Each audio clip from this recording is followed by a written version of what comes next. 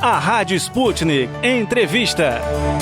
Amigos da Rádio Sputnik, o governo publicou o ato de transferência do COAF, o Conselho de Controle de Atividades Financeiras, do âmbito do Ministério da Economia para o Banco Central e deu nova denominação a esta entidade, que passa a se chamar Unidade de Inteligência Financeira, UIF. E muitas pessoas identificam, inclusive funcionários do órgão, identificam a possibilidade de interferências políticas na gestão da UIF.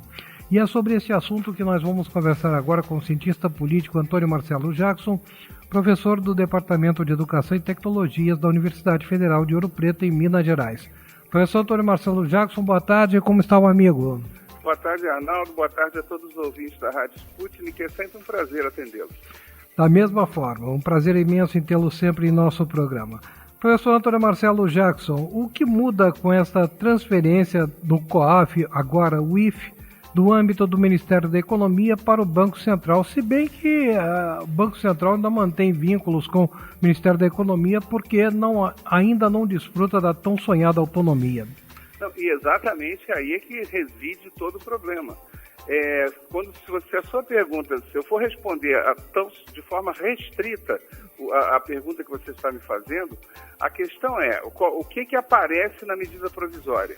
Olha, agora a COAF desaparece, passa a ser unidade de inteligência financeira, tecnicamente continua sendo uma base de dados, então não é um centro de investigação ou punição ou nada disso, e quem vai atuar são funcionários de carreira. Ora, lido dessa forma é quase emocionante, né? Pessoas pensam, nossa, que coisa bonita. O problema todo é que esses funcionários de carreira que vão atuar, né? Eles serão nomeados por quem? Pelo Conselho do Banco Central, que por sua vez é indicado por quem? Pelo Ministro da Economia e Presidente da República. Ora, então, o que vai acontecer? Se antes a COAF, né, agora já falecida COAF, ela tinha alguma autonomia, essa autonomia desaparece por completo com a chamada UIF. Né? E isso é uma coisa muito grave. Por quê? Por dois motivos, tá? O primeiro é que vamos lembrar aqui, e aí eu acho que essa talvez seja, não sei se é o mais grave dessa história. A COAF, né, que é o Controle de Atividades Financeiras, ela foi criada em 1998 no governo Fernando Henrique Cardoso. Ela passa pelo segundo mandato do governo Fernando Henrique Cardoso, pelos 2 mandatos do governo de Luiz Inácio Lula da Silva, pelo mandato e meio do governo de Dilma Rousseff, pelo meio mandato de Michel Temer, e essencialmente ela fica a mesma. Ou seja, havia uma autonomia, havia a possibilidade de um levantamento sobre movimentações financeiras atípicas. O que é isso para o nosso ouvinte entender? Ora, se você ganha 10, vamos supor, ganha 10 mil reais ou ganha 5 mil reais, e aí você começa a ter, vamos supor que você ganhe 5 mil, você começa a ter na sua conta corrente movimentações de 30, 40, 50 mil reais todo mês, alguma coisa está errada, né? Porque escapa o seu salário. Então, quer dizer, todo o registro, como é feito e é controlado pela Receita Federal, o COAF exatamente ele pega esse tipo de informação e fala, olha, tem uma coisa estranha aqui. Coisa estranha não significa, prezado ouvinte da Rádio Sputnik, que seja ilegal, vamos deixar claro. Olha, eu posso ter vendido um imóvel, posso ter recebido uma herança, enfim, qualquer coisa pode ter acontecido, tá? Basta apenas eu explicar, não, olha, aconteceu isso e aquilo, está resolvido o problema. Ora, na medida em que todos esses governos que acabei de citar admitiram isso como uma política de Estado, primeiro, torna-se gravíssimo, então, que exatamente agora, né, esse atual governo chega e fala, não, isso não é uma política de Estado mais, eu quero que fique sob o meu controle, sobre um controle claramente político. Esse é o primeiro fato grave. Não sei se estou sendo claro, Arnaldo. Sim, muito claro, muito didática na sua explanação.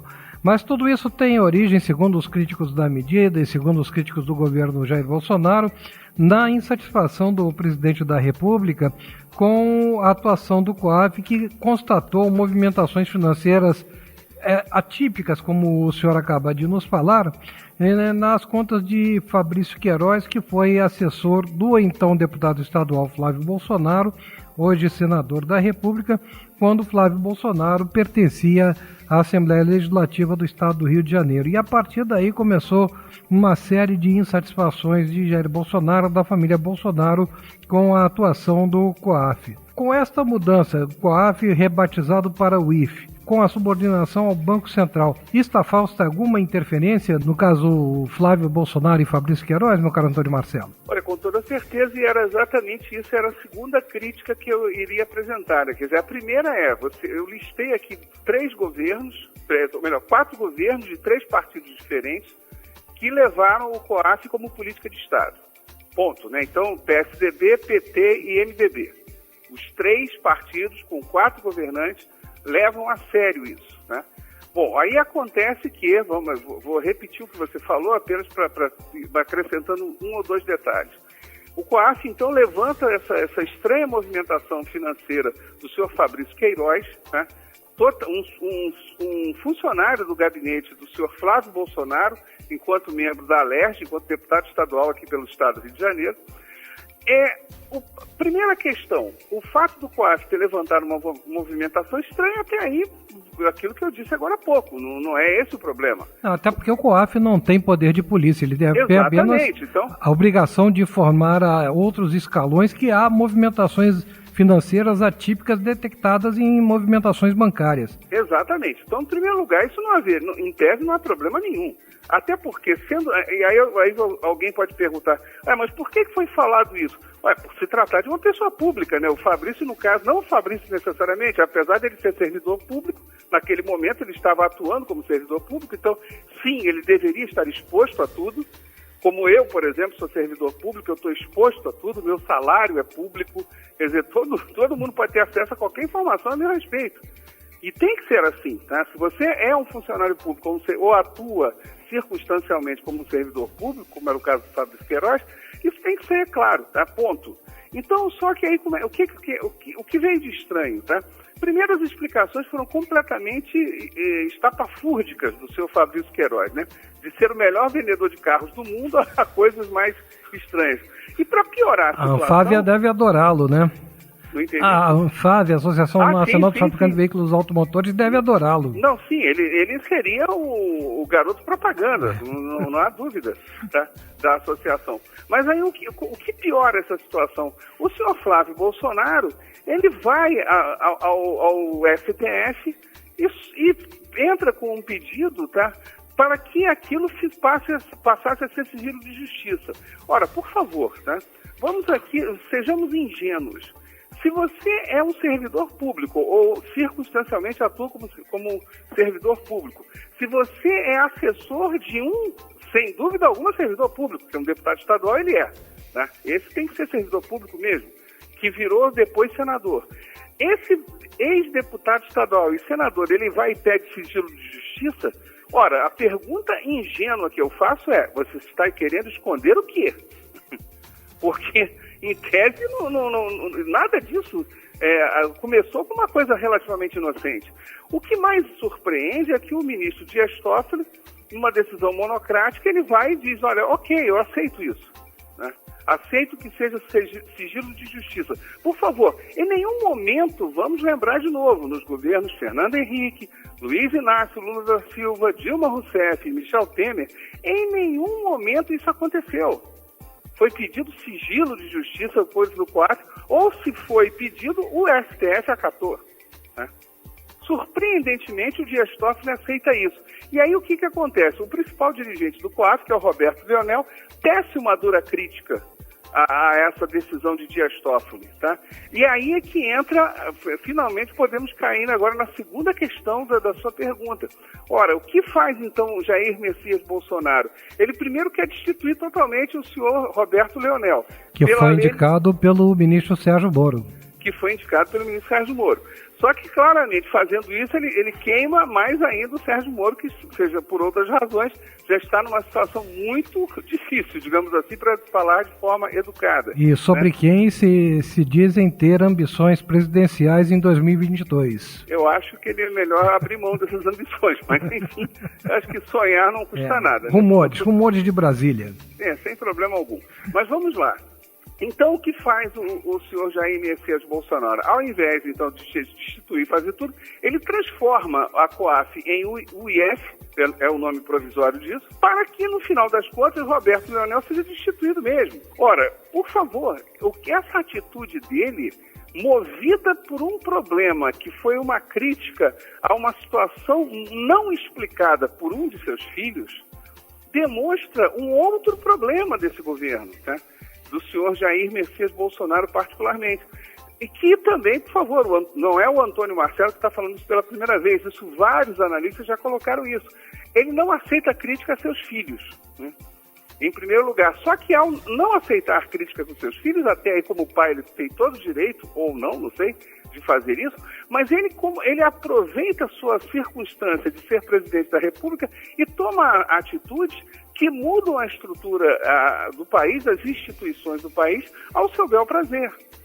Ora, por favor, isso aí, Arnaldo, nem nos tempos dos coronéisinhos do interior do Paraná ou do Piauí, isso acontecia.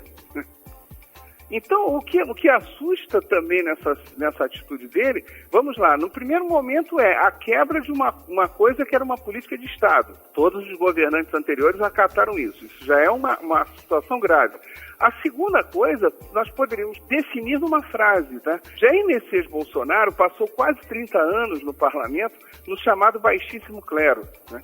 Então, essa atitude dele, já que ele jamais participou de comissões, jamais apresentou algo sério nesses quase 30 anos de Congresso, demonstram apenas o quê? Abre aspas, que você pode até abandonar o baixíssimo clero, porém, o baixíssimo clero jamais abandonará você, fecha aspas. Quer dizer, ele como presidente da República continua agindo como se fosse um qualquer. Isso é uma coisa muito grave.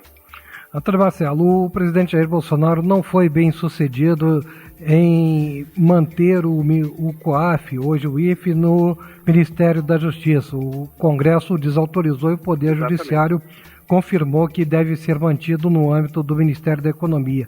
Mas, não satisfeito, ele retira o COAF, rebatiza como o IFE e coloca subordinado este novo órgão ao Banco Central. Qual é o propósito de tantas mudanças? Por que insistir desta forma tão intensa, tão consecutiva nessa mudança? Olha, Arnaldo, aqui vamos lá, eu não tenho bola de cristal, mas vamos tentar adivinhar a partir de certas situações que correm paralelamente a tudo isso, tá? Vamos lembrar que, muito recentemente, o Congresso Nacional aprovou a reforma da Previdência e, aliás, nós conversamos sobre isso. E como foi essa aprovação? Uma compra generalizada de votos, né? As chamadas emendas parlamentares foram devidamente pagas, né? As faturas foram pagas, isso dito por todos os ministros do governo sem nenhum constrangimento. Inclusive pelo ministro da Educação, que falou, olha, nós tiramos quase 1 bilhão da educação para pagar emendas parlamentares. É simples assim, né? Ora, aí vamos lá, o que isso tem a ver com a questão do COAF virar o IFE? Ora, vamos tentar pensar com a cabeça de Jair Messias Bolsonaro. Se eu comprei votos para as emendas para a reforma da Previdência, por que não mudar isso para proteger meu filho? Por que não comprar votos de novo? Porque, de novo, isso é uma medida, o que a criação da UIF, a UIF, ela é uma medida provisória. Ou seja, ela também vai ter que parar no Congresso e será votada. Só que a experiência das emendas parlamentares já aconteceu e funcionou. Por que não de novo? Sejamos sinceros, Arnaldo. Parece que a lógica, e parece que boa parte da imprensa brasileira também não vê problema algum nisso, de compra de votos de uma maneira escrachada. Então, eu acho que não é muito difícil pensar por aí. E agora a reforma da Previdência entra na fase de apreciação pelo Senado. Na Câmara já passou, está aprovada, vai para o Senado e onde está cumprindo todo aquele ritual até que os senadores se definam a perspectiva de que também seja aprovada por lá. Sim, e aí vamos lá, o processo funcionou, não funcionou? Ou seja, eu libero emendas parlamentares e ganho os votos. Basta então negociar de novo. Tudo parece que é um balcão de negócios. Aquela velha máxima do futebol, não se mexe em time que está ganhando. Exatamente. Então, se a compra de deputados é viável, por que não? A imprensa não está criticando, está tratando isso de forma natural. Uma parte da população também parece que trata isso de forma muito natural. Parece que estão se encontrando todos aí nesse momento. Meu caro amigo Antônio Marcelo Jackson, muito obrigado por mais essa entrevista à Rádio Sputnik. Felicidades para o amigo, sempre muito solícito, sempre muito gentil com a Rádio Sputnik e por isso, mais uma vez, nós lhe agradecemos. Eu é que agradeço, Arnaldo, sempre que for possível, eu tentarei ser o mais digno nos meus comentários para com vocês. Um grande abraço, Antônio Marcelo. Grande abraço. Antônio Marcelo Jackson, cientista político, professor do Departamento de Educação e Tecnologias da Universidade Federal de Ouro Preto, em Minas Gerais, comentando a reorganização, reestruturação do COAF feita pelo presidente Jair Bolsonaro, que esta semana, em medida provisória, extinguiu o COAF, o Conselho de Controle de Atividades Financeiras, deu-lhe o nome de Unidade de Inteligência Financeira, sigla UIF, e transferiu sua competência do Ministério da Economia para o Banco Central.